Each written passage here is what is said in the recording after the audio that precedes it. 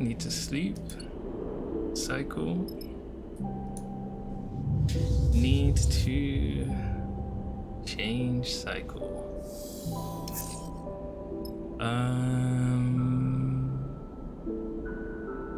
Let's get some money and some scrap.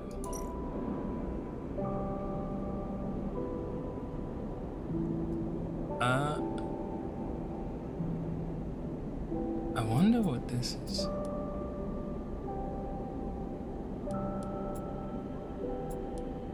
I'll never get positive on that though, so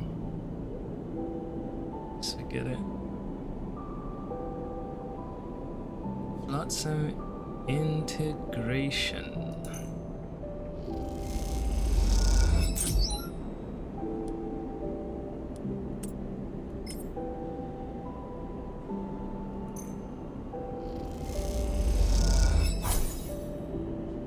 A cryo.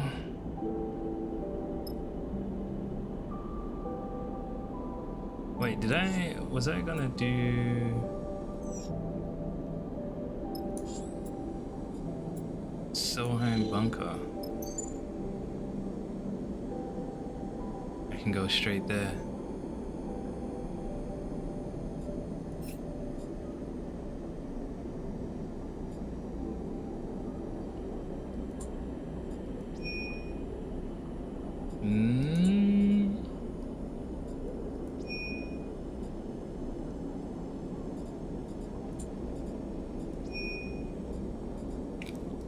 Natural course of action will be to go to Holmes Rock.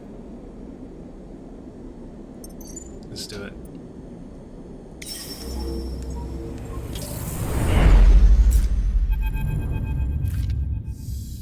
Bliss. Sleeper. Bliss speaks quietly from the door at the back of the cockpit. Can we talk?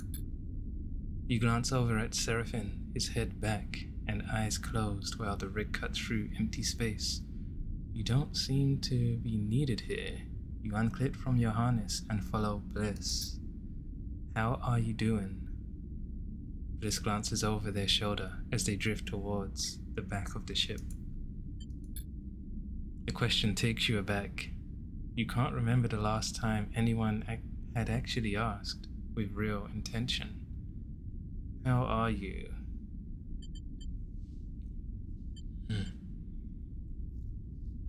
Let's, better than I was. Let's shoot you a look. That's a good way of thinking about it, I guess. But to be honest, Sleeper, I'm not sure how you are still standing. Breaking out of Darkside, then again in Hexport, those things take a toll. Bliss turns a corner. It's okay to give yourself space to feel that. Bliss leads you off the main corridor into the workshop they set up when they repaired the ship. It is small, but its neatly arranged tools and sloped walls help it feel cozy and tucked away. You see improvements everywhere, new tools and equipment.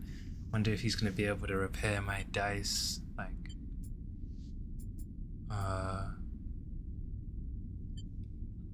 my dice health.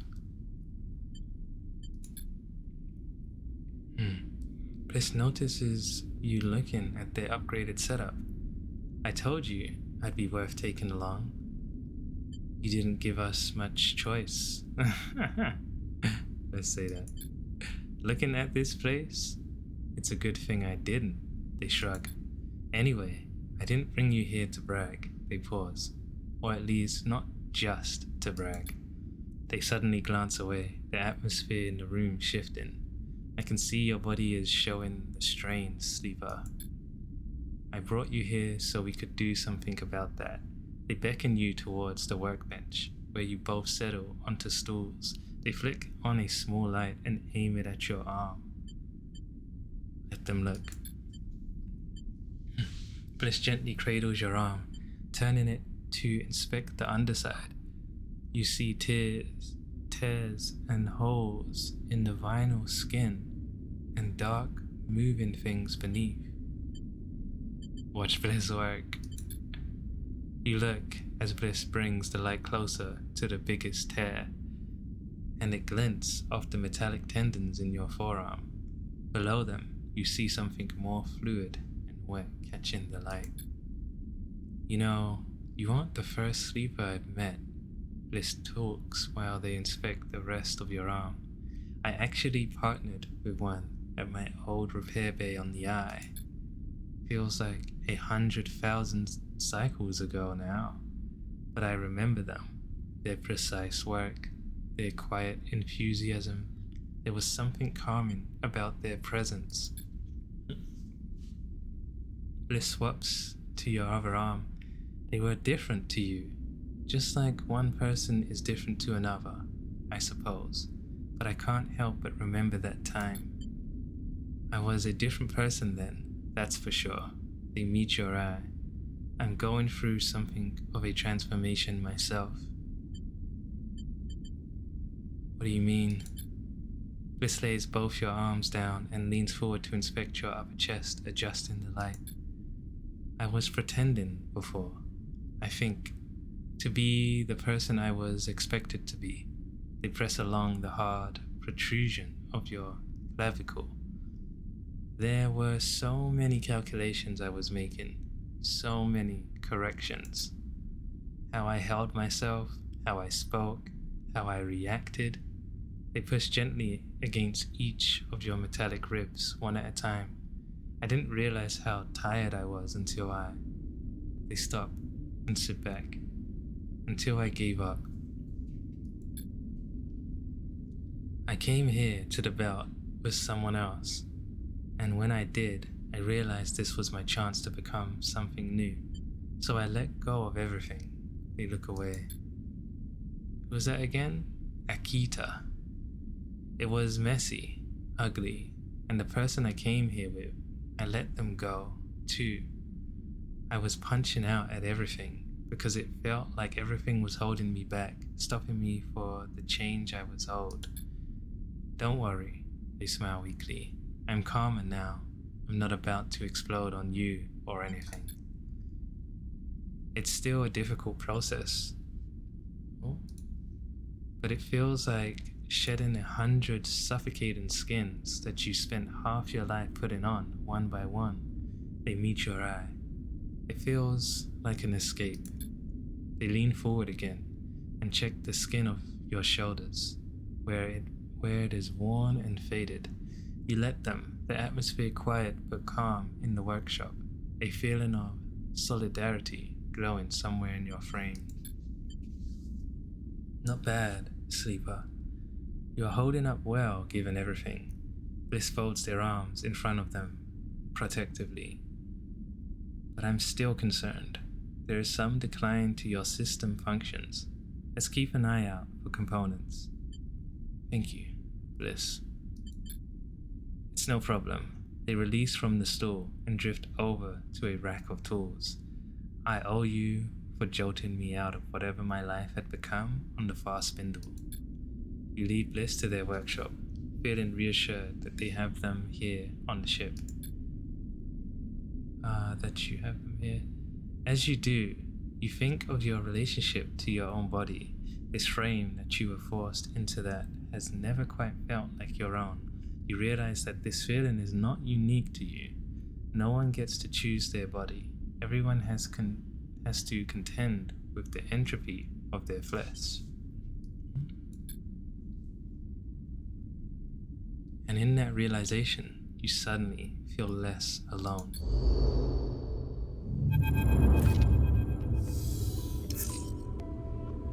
Back at the rig. Where are we? We're over here. It's like, where's Wally to find this thing? Your refuge in the belt. Lumpen and cratered. Holmes Rock floats on the sunward side of the belt. Its only notable feature, the bright shapes of its solar arrays, aligned towards the system's distant star. Can't even dock the rig here, Seraphin nods at the bright shape of Holmes Rock lone docking bay. Won't fit. We'll have to park here and go out the airlock. He seems repulsed by the idea. You do that every contract. What is this place? Was a Solheim relay station once. Now it's a way station of some sort. Surfing squints at the rock. Never heard of much happening here, really. Barely seems worth the trip down. Bliss speaks up from the back of the cockpit. Never know. I guess, Bliss yawns, but don't expect to turn up any jobs all the way out here.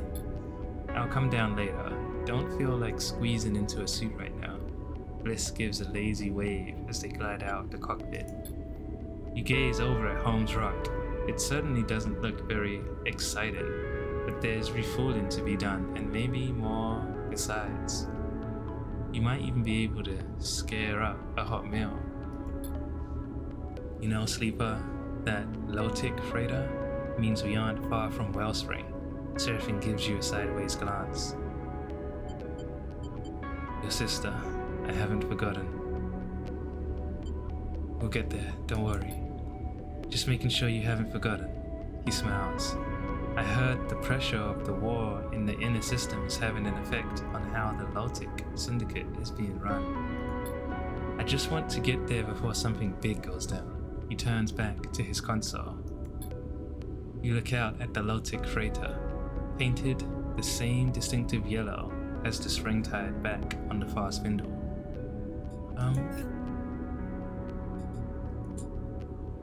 Wellspring and Junie's bunker is what we're doing, okay? You've heard they supply most of the water in the belt. Not exactly an organization you want to collapse. A light catches your eye beyond the rock, a warm flash that is gone as soon as it appears. You are at the sunward edge here, and beyond is the inner system. Holmes Rock might look sleepy, but it lies on the shores of a corrupt corporate war. Lies on the shores of a corporate war, okay. Something residents will be painfully aware of. Okay. Oh? Unknown. A vast and dark interior. You wake into dead-eyed darkness. You float there for a moment. You feel like ink in water, unfurling, dissipating into the flow that surrounds you. And out of your own inky darkness, the glowing fort emerges. Substitution, the fort proposes. One entity replaces the other. The fort troubles you. Resistance, the fort muses. The entity does not wish to be replaced. You observe the fort. It is not your own. Selfhood, the fort pauses. A forbidden state of being. The fort begins to shift. It is becoming something. Transformation. The fort fades. Change requires recombination. The fort recedes. You wake again. This time to the lights above your bunk, blinking away this strange dream. Got a ghost inside me. Ooh, it's a good day. Well rested, thanks to that fort. You know what? I should try to spin this stuff around more.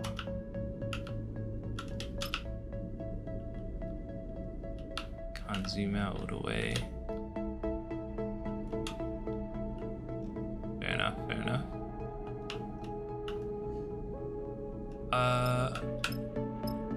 Holmes Terminus. What's that say?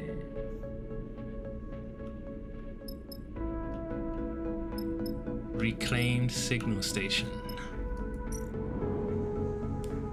Barter with locals. Thanks to its remote nature, bartering is a popular pastime on Holmes Rock. You can learn plenty through trade and talk. Hey, explore the tunnels. Once an old Solheim signal station, now a sleepy settlement. There's a whole labyrinth of dark tunnels cut into Holmes Rock.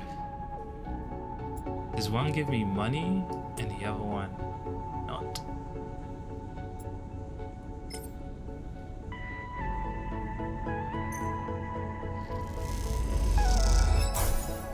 one fuel. What do you know? No place like home. You spend a little, sell a little, barter for fuel, but what matters is the rumors and knowledge you gain. Let's do that again. We'll use this one.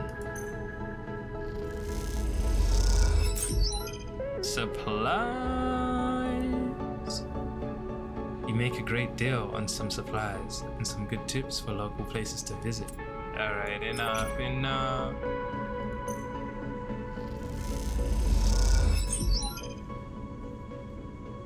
The other one is better. Let's do this though. Let's end it. You realize that the tunnels house hidden homes, shops, and facilities all run and maintained by the residents. Holmes Rock is starting to make sense, from its well-lit terminal to tunnels that stretch beneath. In Holmes Rock, it's impossible to get away from the feeling of living, working, and eating in a ruin. Most of the belt is built on top of the remains of Solheim's infrastructure, but there are plenty of places where the modifications or extensions to those structures eclipse the original foundation. In Holmes Rock, it is the reverse. The station is a small worm hatch at the center of a network of tunnels and bays that stretch within the rock, most of them dark, damp, and wrecked, a sprawling foundation that will never be built upon. So they're saying like there's a bunch of stuff inside this rock.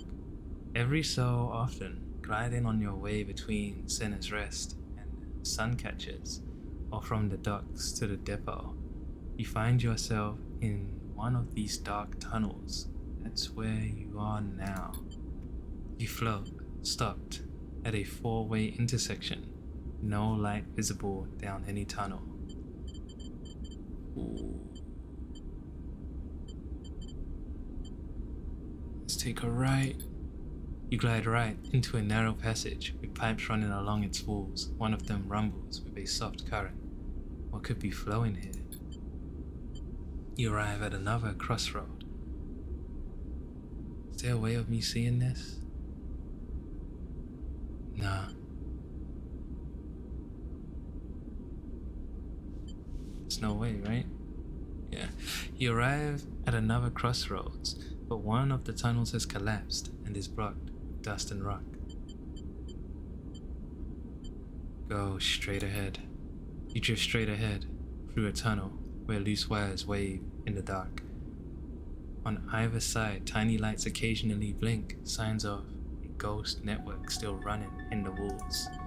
You arrive at another intersection with crooked passages leading away into the dark. Go right. You kick off gently from the wall and head into a cylindrical passage clad with panels that hold back the rock. It is wider than the others, and here there are little droplets of water floating undisturbed. At the far end, you see a faint point of light, the warm glow of a lit passage. Suddenly, you hear rustling in the dark and a shrill sound that you can't place. There is something out there. Ooh. Rush through. You kick off hard and glide through the tunnel, feeling a few droplets of water gently splatter on your skin. You shake off the fear as you move. The dark doesn't scare you. Then it hits you, something solid and meaty slamming into your stomach and spinning away. You press off the wall and push on as a shrill wail echoes behind you in the dark. What the hell was that? When you reach the lit passage beyond, you turn back, but the tunnel is silent and still. You continue on, but you can't shake the feeling of being followed as you ascend back up through the station. Perhaps next time you'll take a different route. What the hell? There's creatures in these tunnels. What was that? Suncatchers, sprawling solar array. Sealed bay, abandoned Solheim facility. Senna's Rest, Humble Canteen, Low-Tech Freighter, Syndicate Trade Transport. And we've got Sohan Bunker here. Let's take a look at how the money help offload freight. The massive low-tech freighter has a lot of cargo to unload and a small crew to do it. They have asked around for help, but the locals seem wary of the syndicate. Okay.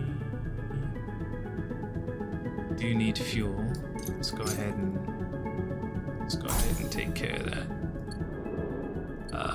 Let me take a look at this ship.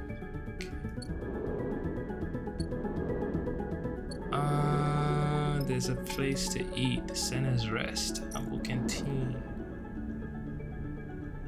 Sell engine components.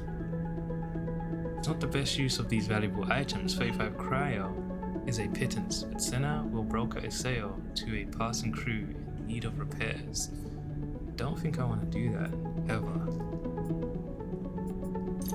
That's probably worth 4. Yeah. Cool test. Let's go ahead and end cycle. Get some odd jobs.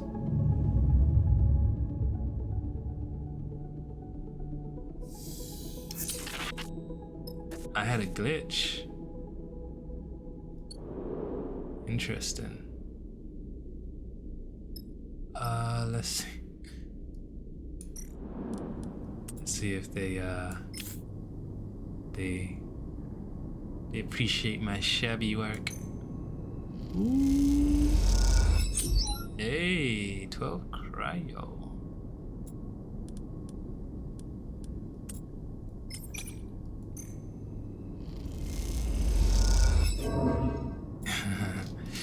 Fair enough. I didn't read though, right? Sheesh.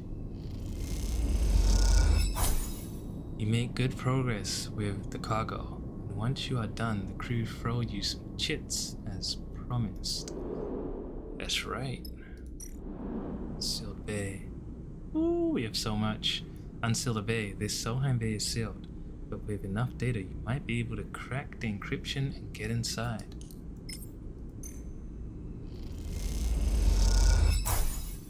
You drown the locking system in data, and it gives up, unseals the door. You are in. Old fabricator, decaying neo-vend printer. Print component. There is a faded old neo-vend printer in the bay. Feeding it data should authorize the component vending process.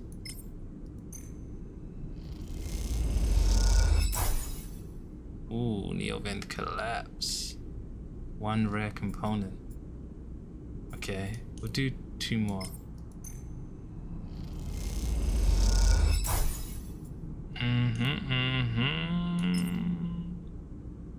I should have read. The machine screeches into life and prints out a pristine looking component. You are amazed it still works. This colorful machine is corroded and collapsing. It only has a few prints left before it's just a pile of scrap. Cool. Sun catchers, sprawling solar array. Sell raw scrap. Let's see how much they give for that. The sun catchers need a constant supply of scrap for repairs and construction. Home's Rock saves most of its income for this. How much? 13. Not bad. You hand over the scrap and are met with quiet and genuine thanks. Debugged array systems. The solar array of Home Truck keep the settlement viable, but their systems are old and the residents will pay to have an outsider inspect them. Let's go ahead. 9 cryo. Not bad. By batching the arrays by error type and applying fixes across all of them, you make rapid progress. Explosion arrays debris pummels the solar arrays, so regular maintenance is vital. The residents are always appreciative of any help with this endless task. Give me energy, nice. You work tirelessly to make repairs, and you are rewarded with a rich and generous meal from some of the residents.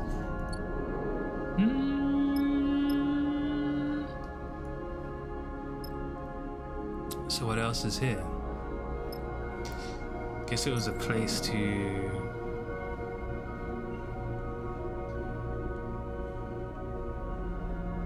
I mean, I could do this once to see if it unlocks anything.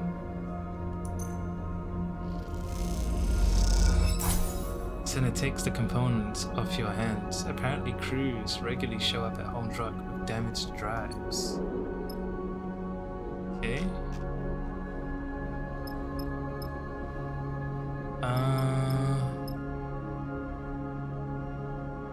This place isn't bad for money.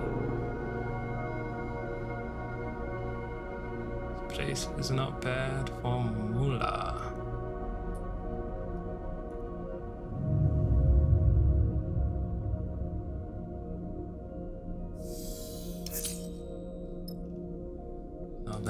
Not bad day.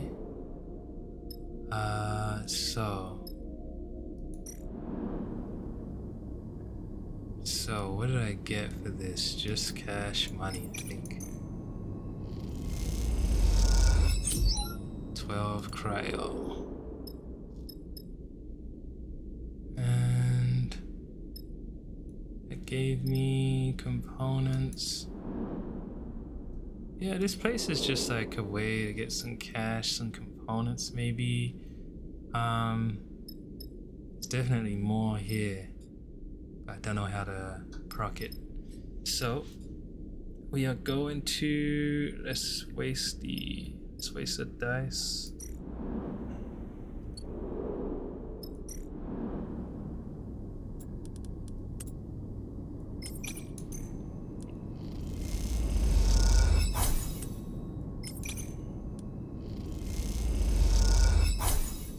You make good progress with the cargo, and once you are done, the crew throws you some chits as promised. You help organize the offloading process, and it speeds up considerably. The Lotec crew are impressed.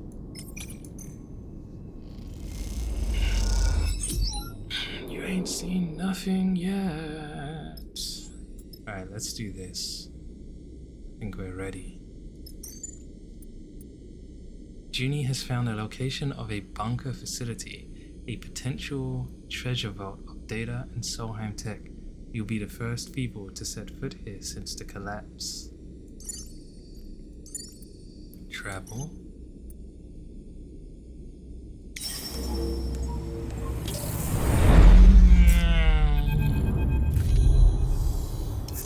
Oh man, this is gonna happen to me every time. A vast and dark interior. The darkness is there again, flowing around you. You feel a strong pulse, like a heartbeat, like thunder, like footsteps. Woo! There's 3 of them. We return, changed. Overseer flickers through the dark. Its name, a title, immediately apparent in your mind. Are you able to perceive us? I can see you, yes. See, Overseer response, an interesting turn of phrase, a human tendency. We are still finding our feet, to use an idiom. Overseer's head cocks at an angle. In reality, we are learning to leverage your unused resources to facilitate a mental model. My unused resources? Correct. During rest periods, these are much increased, and in those moments, we can opportunistically appear to you as we are now. You recall the diagnostic process Jean-Mi put you through. The feeling of another self, another being, sharing the space with you.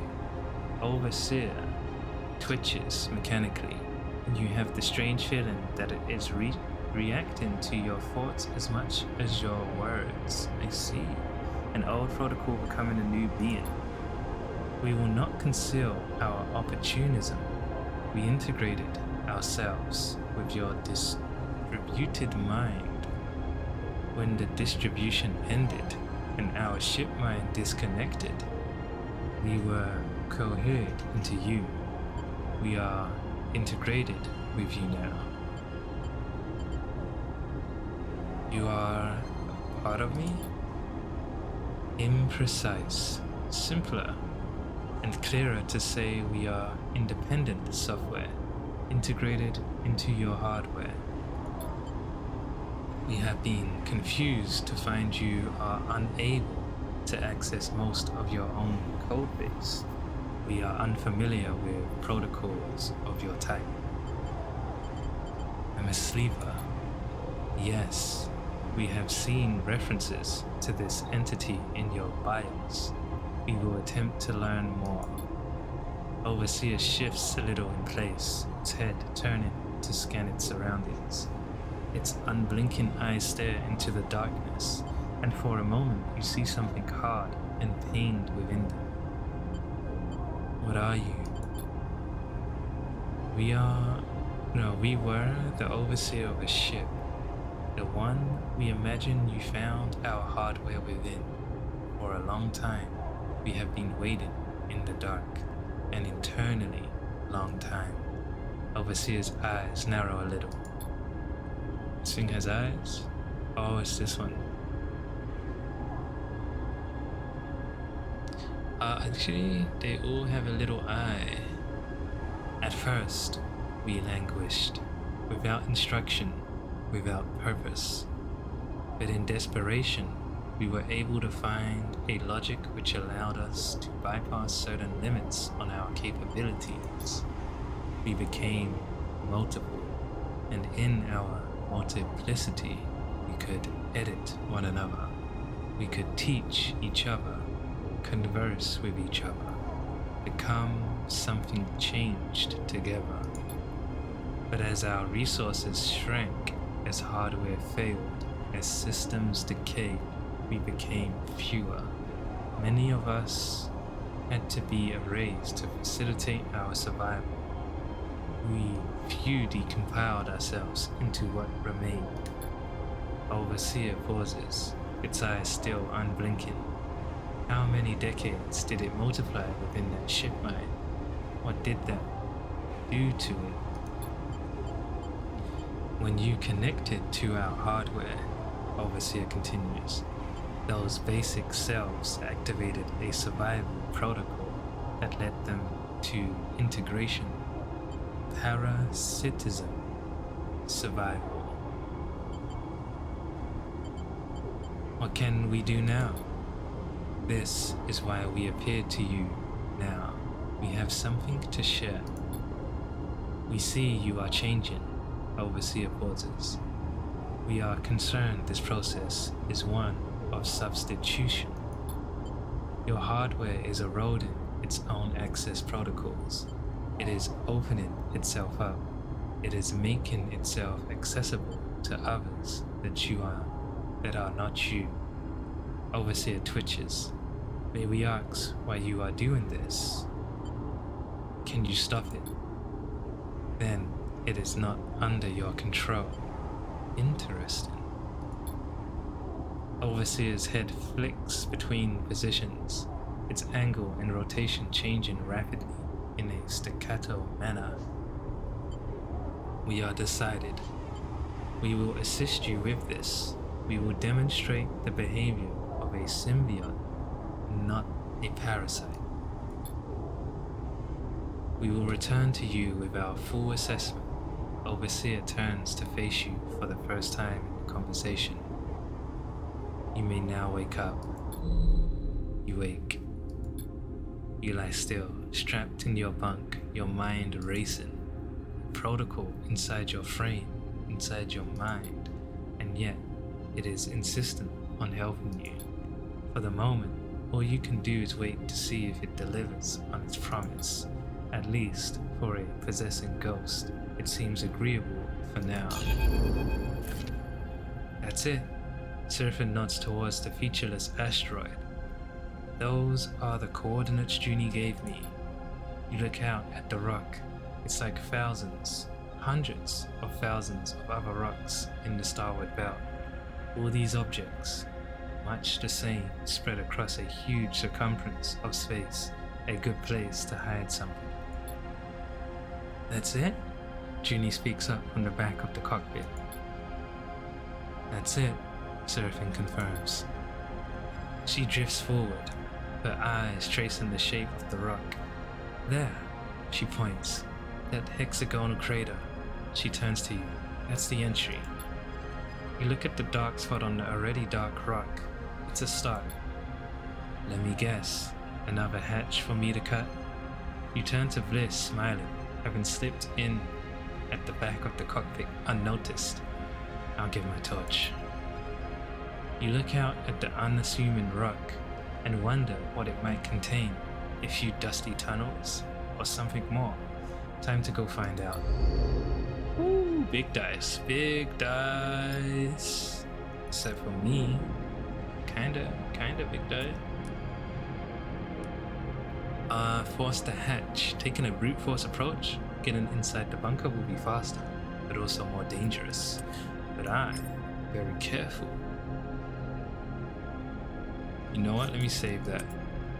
Ooh.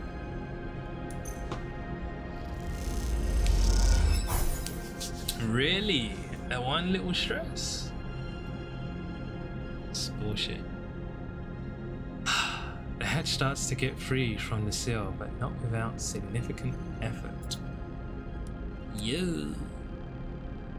Let's do it.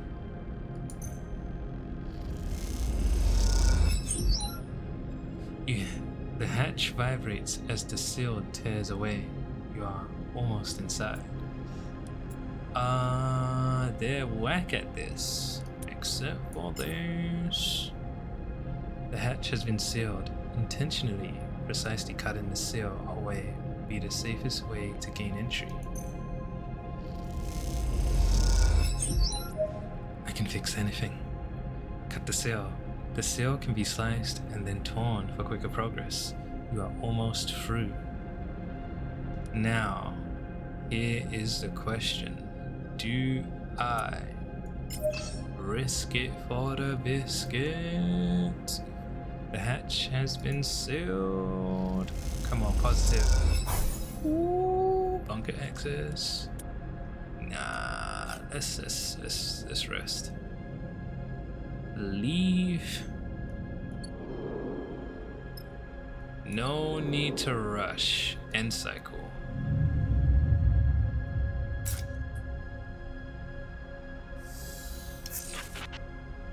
Damn, I'm glitching up, man.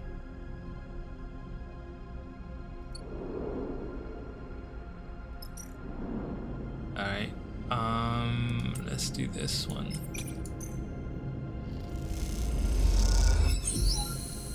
You have access to the bunker, but the question remains, what awaits inside? New location discovers access spire, bunker entryway. Hack the door. Who's good at this? Girl. Sheesh. One final airlock stand between you and the interior of the bunker. It is in pristine condition. Spire hack. The spire leads into a bar space. What is this place? Only way to find out.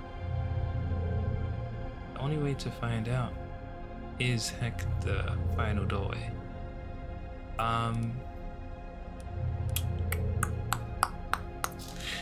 Let's do this. I think we're gonna need her a little bit. Let's go ahead and do this. Now, do you think we should take some risks here?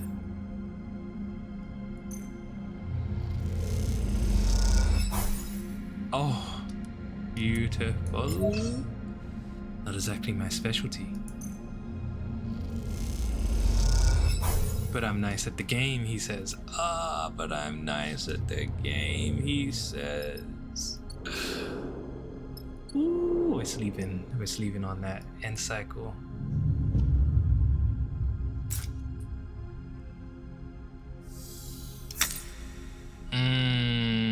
I see. So when I roll ones, it's gonna go down.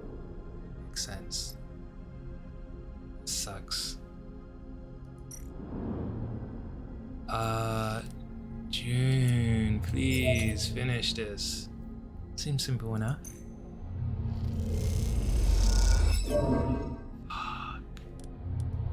Alright, my turn. Wow, are we that bad? Is the game really doing this to us? Isn't there someone else? No, there isn't. Oh my god. I die here. Let's do him again. That's how we do it. That was rough for no reason. When you entered the access fire, the crew suddenly went very quiet. The images of a vast space seen through the viewing windows, the pristine wall paneling, the cool and the quiet. There is a sacred mood to this place, a feeling of hallowed ground. I can't believe I stressed out so much there. Now, as the facility's final entry lock whirs, flooding the passage with stale, dusty, 10,000 cycle old air, Junie speaks. It's impossible. She drifts down the spire and out into the cavernous interior. A constellation of red specks mark the vast extent of the space, and within it, a ring of monolithic buildings curves away, running along the circumference of the massive chamber. You follow her slowly out of the doorway and into the bunker. With a name like that, you had imagined low, sloped ceilings, stark tunnels, a basement cut into rock. But this place is a cathedral, a cocoon the size of a city. Look at the ring, Bliss nods at the vast structure encircling the cavern. That's Solheim built, alright. It almost looks like Erland's eye. Really? Descending to the ring takes a while. Despite the empty space, no one wants to rush through it. The feeling of entering a sacred territory remains, though the deeper you go inside, the more obvious it becomes that this place is more tomb than temple. You touch down amongst grey metal units, most of them featureless and dark. They tower above you now, their plain frontages revealing little about their function and interior. Stay close. Junie moves ahead into the gap between two structures. This place is a labyrinth. Woo! Now that's scary. Pre-collapse protocol. Warden. Super scary. Welcome, visitors. A pale flicker appears near one of the units, at the top of a square pedestal. I am the Warden. Please provide access credentials. The flicker stabilizes into a figure, a statue of pulsing light. It pauses a moment before repeating its request. Junie freezes and holds a calming hand out to you. She retrieves her deck, sliding it carefully from her backpack, and turns it on. You look over at the Warden, who waits patiently, wide-eyed and absent, restarting its security request with a regular ribbon. You guess that this avatar just exists to make human interactions comfortable. Its true body is the facility itself, this vast interior ring, speckled with sensors and systems. Suddenly, the Warden stops speaking, then a flash of red passes along the corridor. Woo! Credentials not provided. Lockdown activating in 10, 9. You look over at Junie, whose eyes are rapidly scanning through a screen full of data. Destiny. Estinin? Junie stumbles through the pronunciation of the passphrase. Lighter. Ilstead? She looks up at the warden's avatar expectantly. The warden flickers again, distorts, and then stabilizes. Oversight connection not active. Reattempting.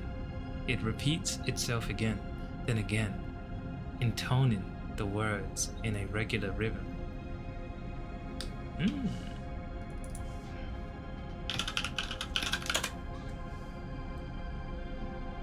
Intoning, to say something slowly and seriously in a voice that does not rise or fall much. See? Intone. Ooh, I had that on loud. Shit is loud. You look over at Junie, holding still, as if encountering a wild animal. She meets your eye but gives no indication of any action you might take. Loop bypassed, engaged. Welcome, officer. The synthetic voice shifts to a different tone. Leonard Dow. The avatar's white eyes stay blank and blind. And guests? This protocol has been active the entire time? Bliss whispers. Surely that's not possible. Junie looks back at you, and then at the warden. The figure flickers, starting out over your heads, staring out over your heads into the dark. Are we good, Junie? She looks at the warden. Warden, are we approved to access all facilities? Yes, Officer Dow, the warden replies. Please remember, you are responsible for the conduct of your guests while visiting our facility. You should be careful. I don't like this. Bliss looks at the dead-eyed avatar. You move forward, pushing between the structures towards a large building in the hope that it holds the facility's central data core. As you do, you bypass benches, barren gardens with desiccated grass. A drinking bottle floats in the air among the dust motes. This place is dead. Be aware, officer, the warden reappears in the dark, shimmering on a pedestal. Due to this facility's extended run cycle and the activation of the hibernation protocol, access to the central data store will be strictly limited. However, if you wish to show your guests the habitation facilities, I'm sure they will enjoy the tour. The avatar remains expressionless, disconnected from the voice that accompanies it. On a personal note, I am glad to see you return to the facility. The figure flickers. I am happy to report that I am ready for program reactivation at any time. Junie stares at the avatar. Thank you, Warden. She pauses. Can I ask how long ago the hibernation protocol was activated? Certainly. 11,473 Helian standard cycles ago, the warden distorts. If I am in error, I apologize. Some subsystems have not been properly maintained. You look at the blind avatar standing on its pedestal, waiting for an order that will never come. So many cycles in the dark, patiently holding this place together as it fell apart, resisting entropy in its bubble of the past. Thank you, Warden. That'll be all. Junie nods to the avatar, which promptly blinks out of existence, leaving only the dust and the dark. She turns to you and speaks quietly, though none of you know what sensors the warden's vast body might have. My access? It won't last long, she sighs. We need to make the most of this. We should search the facility. The warden will likely allow that, but our presence probably won't be tolerated for very long, Junie nods. Let's get on with it. Yeah, I'm kinda scared. This place is freaky. Warden Stress, your nervous host. Oh, we get to search the storage. Let's do it. The facility storage depot is in incredible condition. There has to be useful components here among the tools.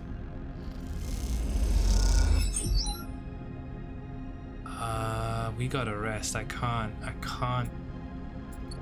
risk anymore. I can risk one bad die. Bunker core.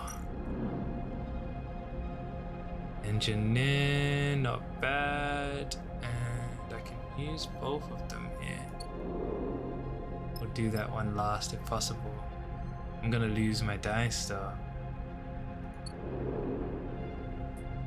Had a bad start, cycle.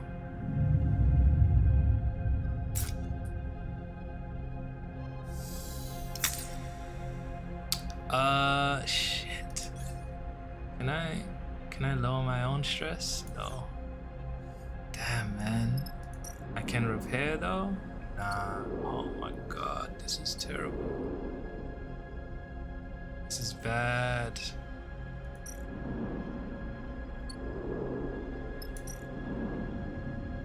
You aren't gonna leave empty-handed, I tell you that.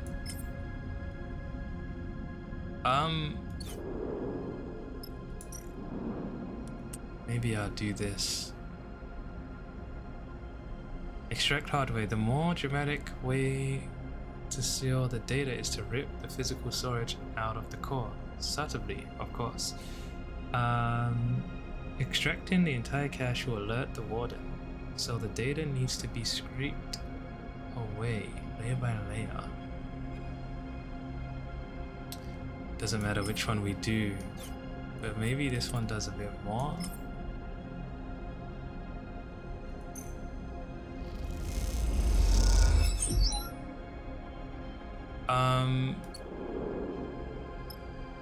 Ring facility.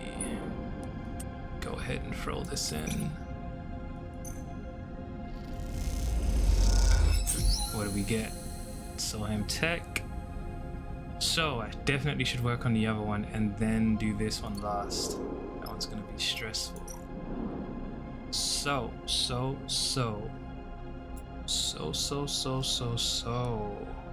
I think I'm gonna push. Ooh. Extracting the entire cache will alert the warden, so the data needs to be okay. Connecting from multiple ports and scraping different data sources turns out to be faster. Let's get it. And I cannot use. It's better for me to just rest. Take the risk and rest. I might lose one die, which isn't too bad. Come on, don't screw me. Nice. Ooh, I could lose 2 down the next one, but this is beautiful. It's easy being me. It's easy. More dramatic way to seal. Systematically cutting the connections to the drive allows the entire thing to be pulled free. Should I split the workload? Yes, I should. This guy. Let's do you. Let's do me. I can fix anything. Hey, the warden can suck it. The warden shimmers in the corner of the room. This is all you'll get for now. Done. Ginny removes her cable from the data core's port. She looks up from the boxy piece of hardware, one that wouldn't fit inside any ship short of a freighter, and stares at the doomed ceiling above, an oculus at its apex letting a shaft of light into the hall. It's a grand piece of architecture for what amounts to a massive piece of data storage, but then Solheim always did have a sense of grandeur when it came to its projects. Why should a secret signal monitoring facility be any less opulent than its other buildings? You took everything? No, she laughs. All that? She points at the core. Doesn't fit on this. She taps her deck, but I scraped the high level stuff. That'll have to be enough. We should go, Junie sighs. I'm not sure how the warden will react. She looks back over her shoulder at the vast core. I don't think we'll be let back in to get more. As if listening for its name, the warden suddenly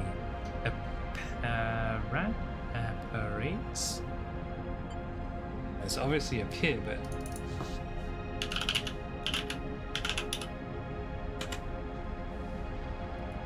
it's probably just up here.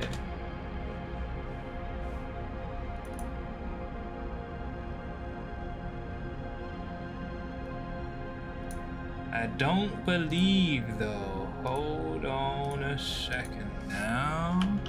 Google. Apparate is a fantasy term that means to magically teleport to or from a location. Dungeons and Dragons stuff. Alright, I know, I know the word teleport. On one of its pedestals, it stares statue-esque across the hall, its eyeline way above your head. Officer Dow. Its voice sounds strange now, stretched, drawn out. I have detected inconsistencies in the central data core. I believe there may have been unauthorized access. Ginny looks at you nervously. Thank you for bringing this to my attention. I will investigate when I can, but for now, my guests and I, she looks at you, have to depart. The warden flickers. The warden bends and warps. The warden screeches, a pulse of digital noise.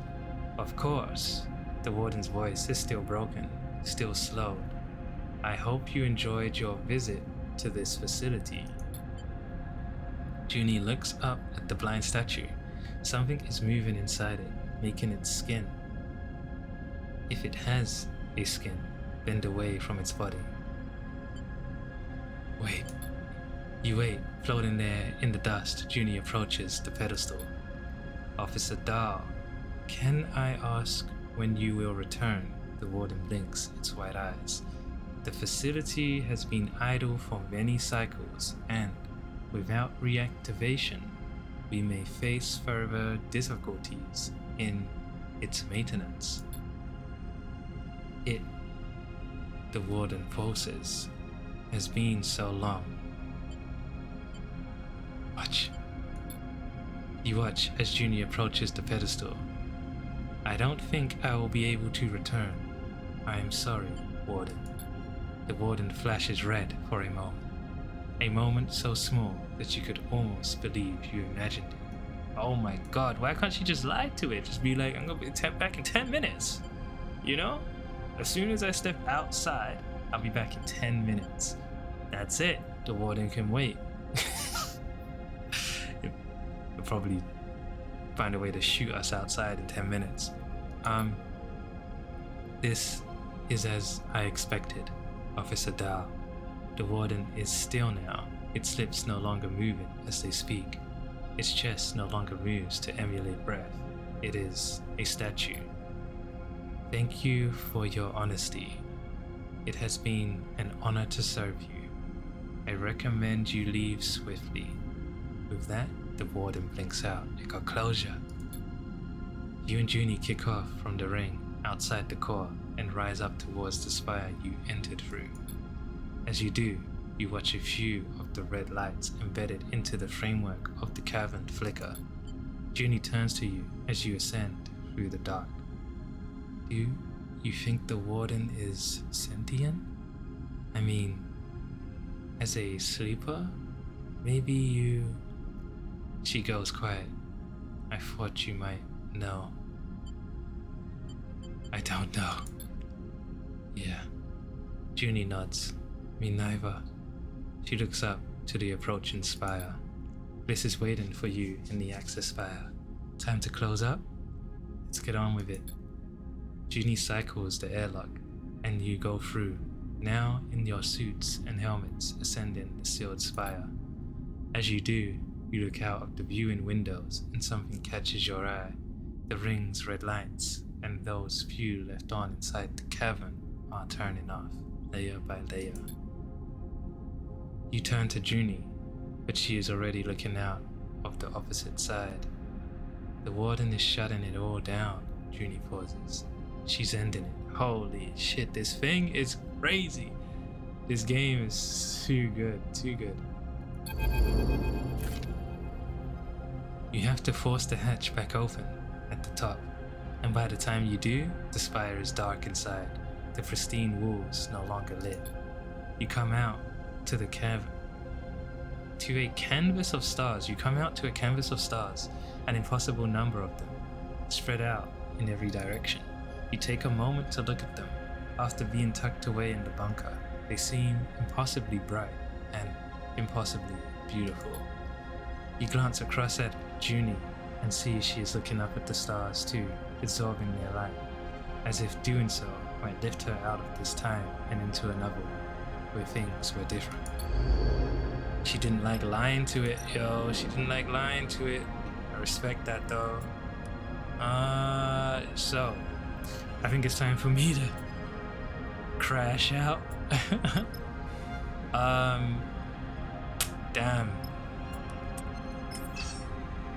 Damn, man. I should just stress him out instead.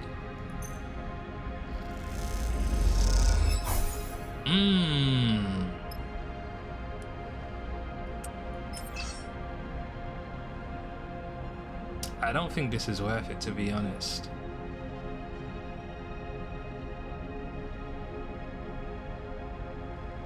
I don't think this is worth it. I think I'll rest one more time. You know what might be worth it though? Stressing Junie out. It's fine. This is a bad idea, Sleeper. Get to work. Are you sure, Sleeper? Goddamn. The Hab units are full of detritus.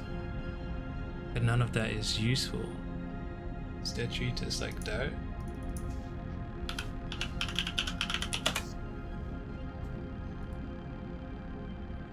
Waste material or rubbish, especially left after a particular event.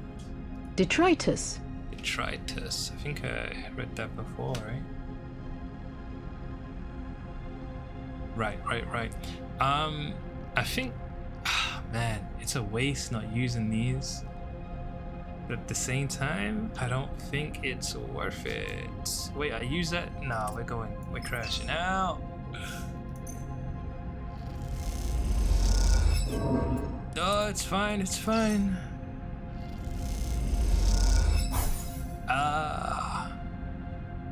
Rest one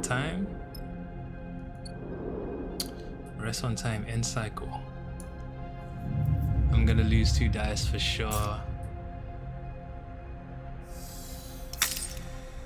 1 dice gone. Okay. We're going to push to Bing. Let's go. Let's get this done. Come on, girl. You can get lucky once. I mean, it should work. Yeah. And it should work for me too. Yeah, figured it'll me. Hey, what do we get? Solheim souvenir. Solheim bunker. There is an unsettling quiet to the Hab units of the facility, a soft silence that blankets every room and hallway. It is obvious from the number of rooms, the detritus, the scale of the place, that it was built to house hundreds, maybe thousands of people. Perhaps it did. Perhaps at the height of Solheim's control of the system, these rooms were filled with life. What kind of life would it be, though, maintaining and running a secret installation inside a distant rock?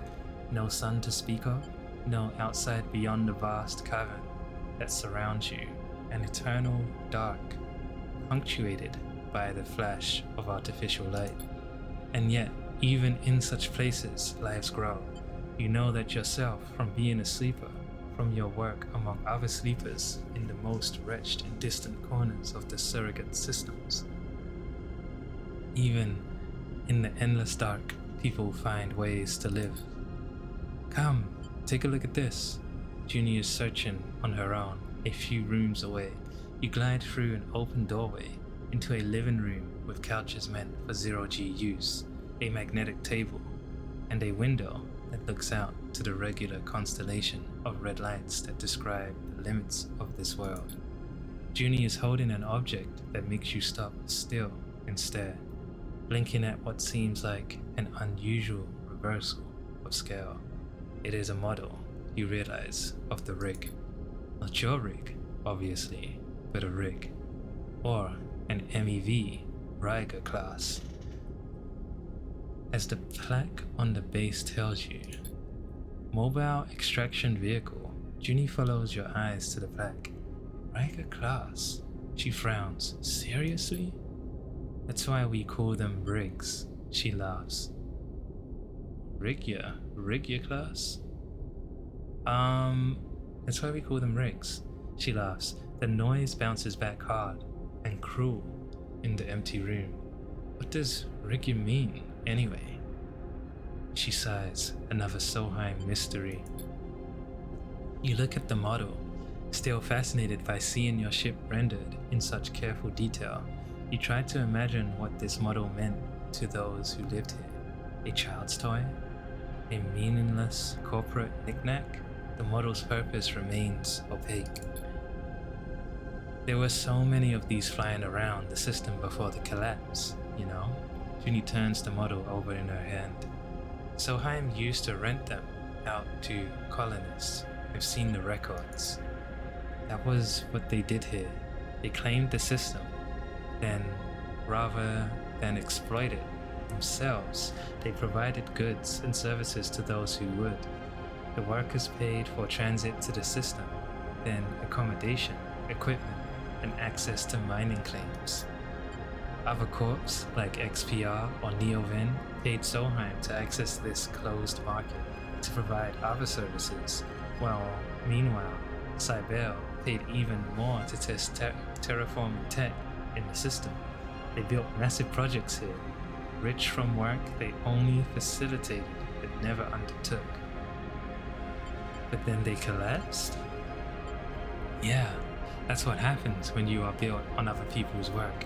A few high-profile accidents, malfunctions, and the exodus begins. Once it starts, the shareholders lose trust and Junie turns and squints out of the window. Here we are, at the far end of it. Here, Junie turns and hands you the rig, model, a gift. You take it and turn it over in your hands. You see something on the base, some words scratched in that you can't read. You run your fingers over them, touching the past. That's the closest thing to a treasure I think will turn up out here, Junie sighs. The people who worked this place didn't have much to their names, it seems. And what little they did have, well, Solheim owned that too. She leads you out of the have units, passing countless doors, some sealed, some open, that lead to countless rooms where countless employees lived lives, or tried to, in the shadow of Solheim. Like it or not, this is what made the Helian system, what built the decaying structures you cling to as they orbit their star. What that legacy means now is a decision every resident of the Starward Belt has to make. I see. Solheim just had like a monopoly on like everything, every business.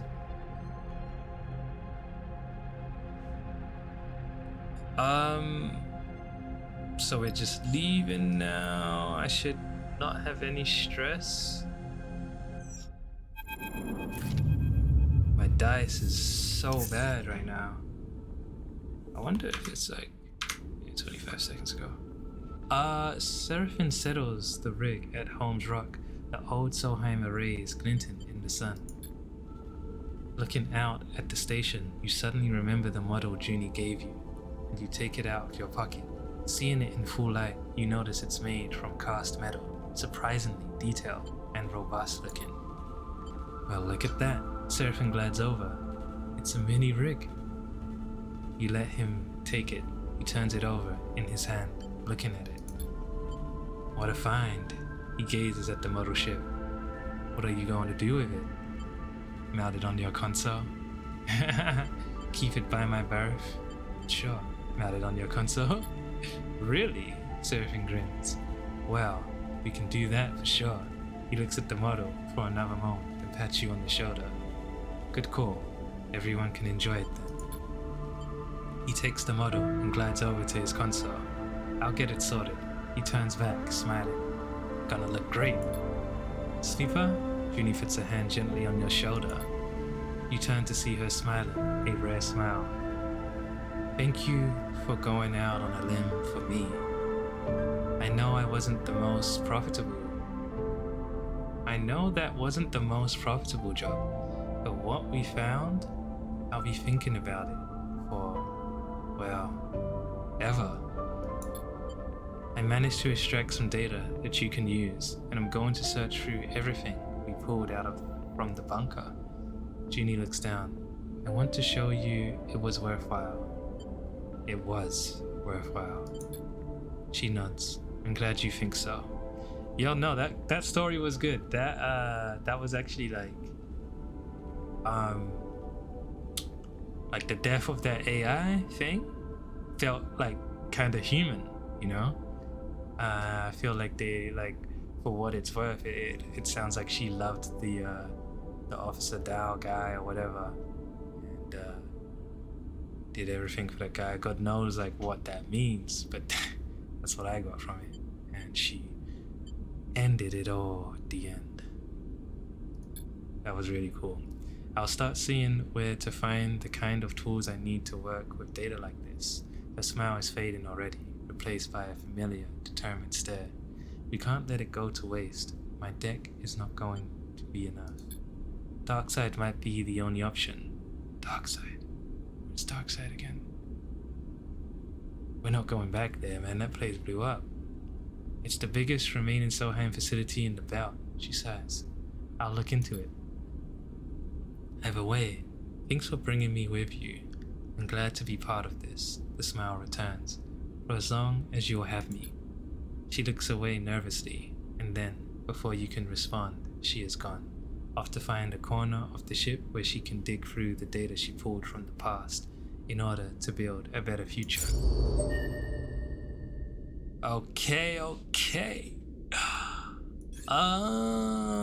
Do I just get the plus, or do I get the single plus over here?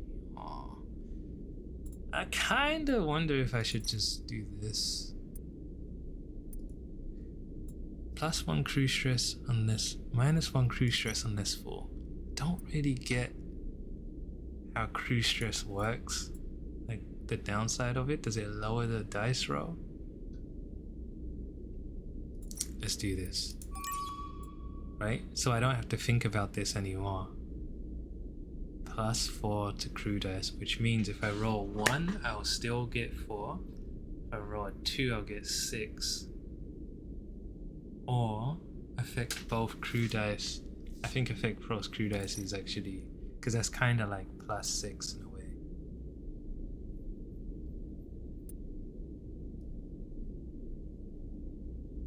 Yeah. All right, so we won't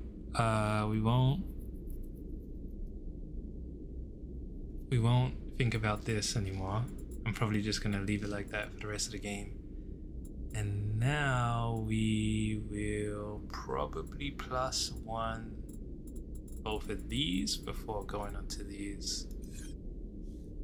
But first, guide. Dice. What is it? Stress. I want to know about crew stress.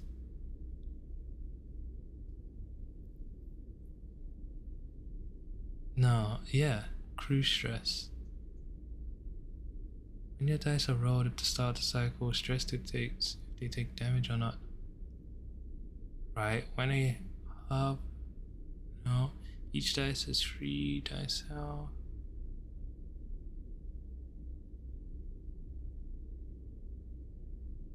Oh my god.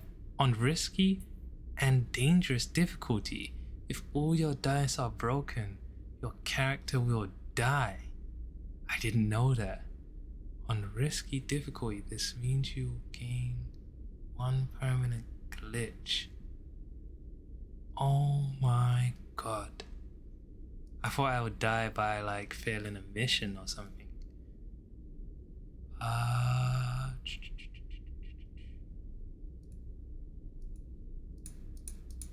Don't really know how stress works on my crew.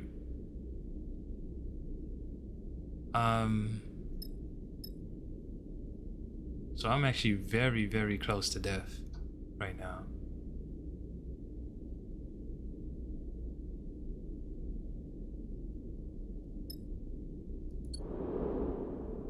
Okay. I need to be able to heal this, man. It's messed up.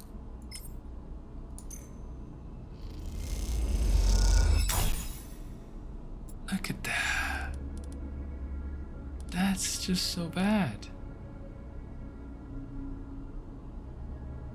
I guess what I could do is go back to the first place, get stress on purpose, and try to reset these. There must be a better way though.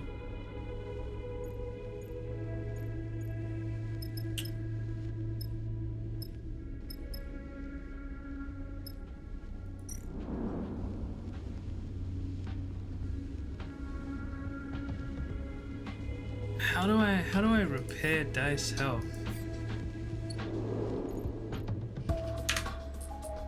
Guide. Dice. Skill, stress dice health. Each dice has 3 dice health. This. Right. When at a hub, you can repair dice at the rig workshop location once unlocked by using rare and scrap components. Can repair broken dice, but I want to repair health. I wonder if I just like missed how to do that.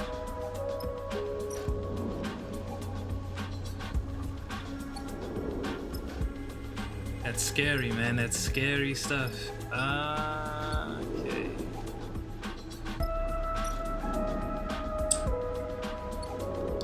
Let me go ahead and break this open one time.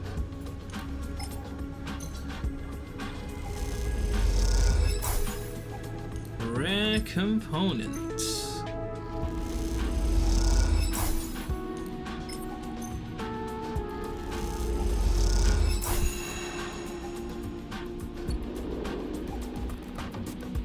Alright, so that's dead.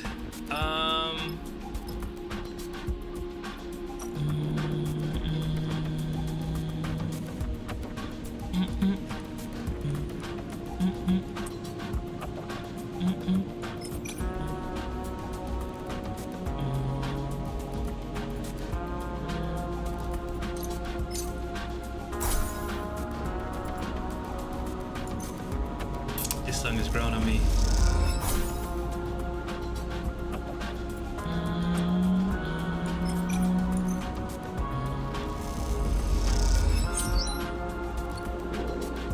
So, this is tough. I wanna know how to get this up without too much trouble.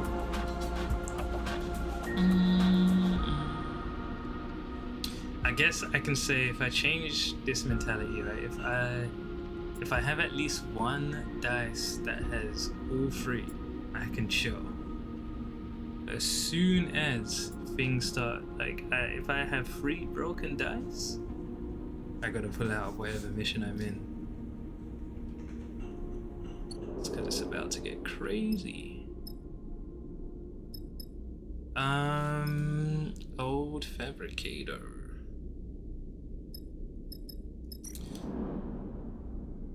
Alright, so don't really remember what these are about.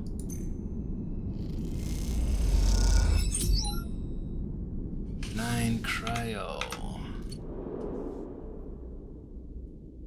Yeah, I think we'll chill there. We'll fly back to... Nah, we'll keep going. We'll go to actually before we do that. How do I get supplies? Here we go. Bill supplies 100. That's cash money. I should actually buy. I should buy 3 and then rest for supplies. Let's see if I can get 1 for free.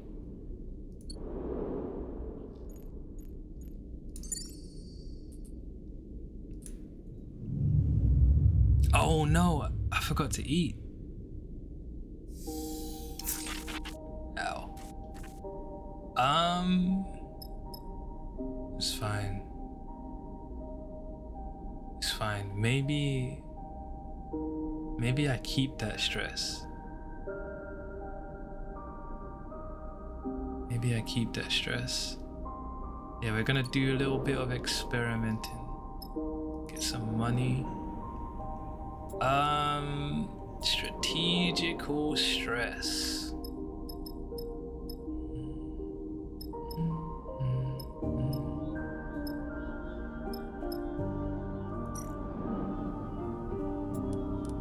And while we're at it, get some money.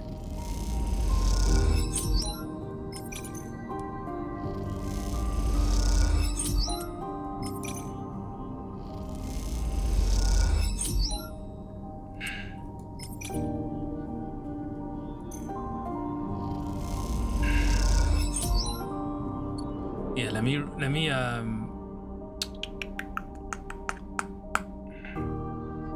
Nah, I can't play this game, man. I can't. It's too scary. Let me eat.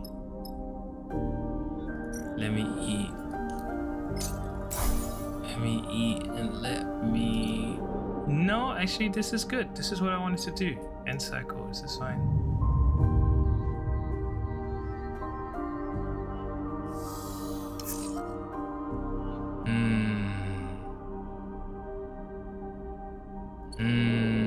I don't want to end it yet.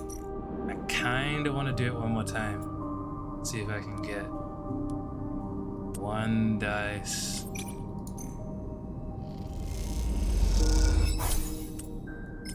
Getting a little bit of money.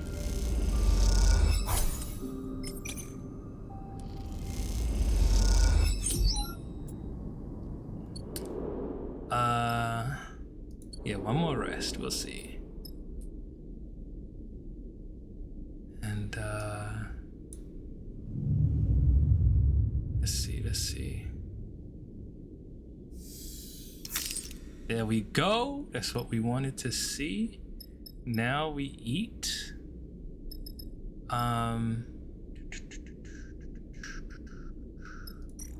Now we eat. Do I use one of these? Don't think I do. I think we eat like this. And then we actually buy supply. And then we go back to the ship and we actually rest.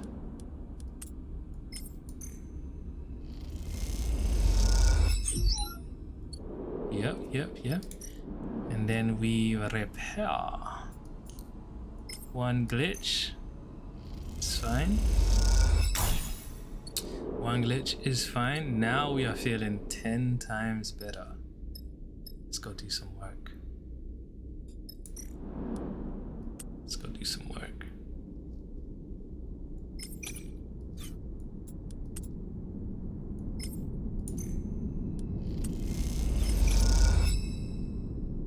Oh, I don't know what happened there. I cancelled it. Oh, I got energy. Right. This is good. It's good. Could still do that again. Right, this is a decent place to be. And now we fly.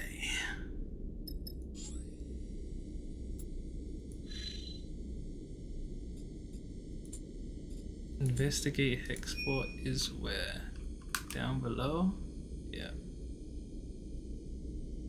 Seems like a nightmare to get to right now.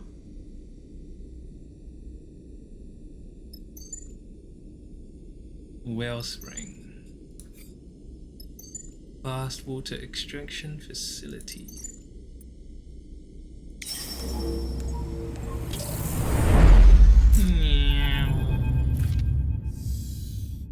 Seraphim. The shout echoes through the ship, reaching you in the cockpit.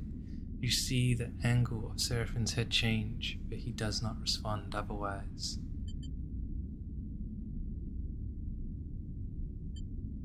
Stay out of it. You stay silent. This doesn't concern you. Seraphim, you recognize the voice now. It's Bliss.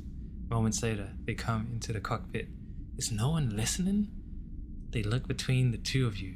I guess that means one of you is guilty. Bliss shakes their head. Come on, you need to see this.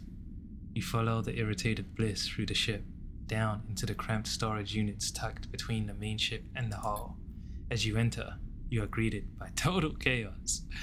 Amber globs of liquid ration. What? Amber globs of liquid ration float in the air and cling to the walls, while chunks of dried food spin slowly, breaking into crumbs. Amber globs. See? Bliss fumes. Someone opened up one of the supply crates and left it like this. They point to a crate in the storage netting with the lid pushed open. Jeez, man. Jesus Christ.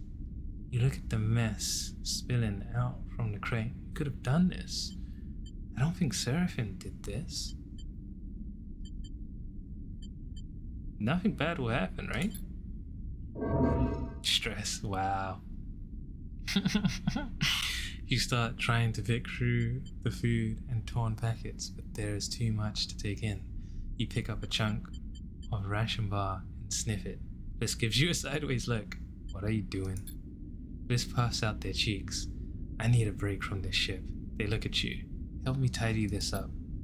You spend the rest of the journey packing the crate away, disposing of the spoiled supplies, but as you do, you can't help but wonder what actually happened here. When you are finished, you take one last look around the storage bay. As you gaze around the now cleared space, you have the same feeling of being observed by unseen eyes as you felt in the tunnels of Holmes Rock. Is someone hiding on our ship? As he brings the ship into Wellspring's docking ring, you notice a rare tension in Seraphim's piloting. He jerks the stick a little too hard while docking the bridge. While the docking bridge extends and a proximity alarm goes off, he curses under his breath. Oh yeah, he's tense about his sister, so it wasn't him.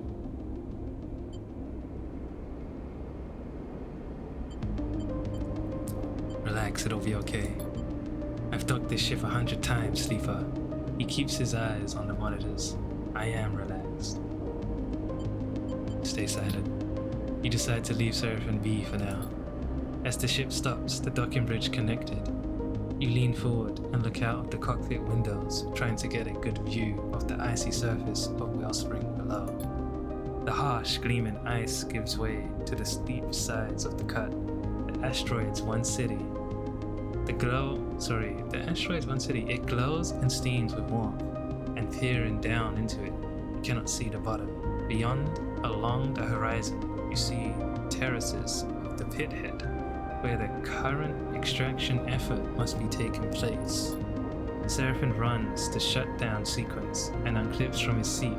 He turns back to you, a flinty look in his eyes, and going to head down into the cut. They've got a few leads to follow up on. You get the sense he isn't asking for permission. Let me help. You can check out the city if you want, but I'm not following along, sleeper. This is my trail to follow. Before you can respond, he pushes past and glides out of the cockpit. You turn and watch as he pushes past Bliss in the doorway. I missed something? Bliss shoots you a look. He seems even more irritable than usual. It's his business. Fair enough, Bliss sighs. Looks like a stop over at Wellspring for a bit then. They zip their jacket. I'll be in the markets. At least Lane's unlikely to come out here to pick a fight with the Lotic Syndicate, Bliss shrugs. They turn and head towards the airlock, whistling softly as they do. I'll wait with the ship. Junie's voice echoes through the thin interior wall of the corridor. I've got archiving to catch up on. She pauses. There's nothing older than 1,000 cycles on that snowball anyway. Wellspring, the base of the Lotic Syndicate. As you look, Wellspring, the base of the Lotic Syndicate. As you look out across its icy surface, you remember Malik.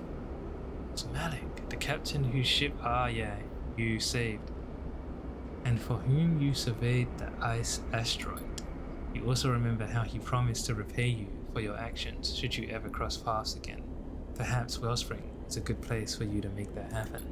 After all, if Seraphine's sister is here, surely the Lotic Syndicate would be the best place to find her. Okay.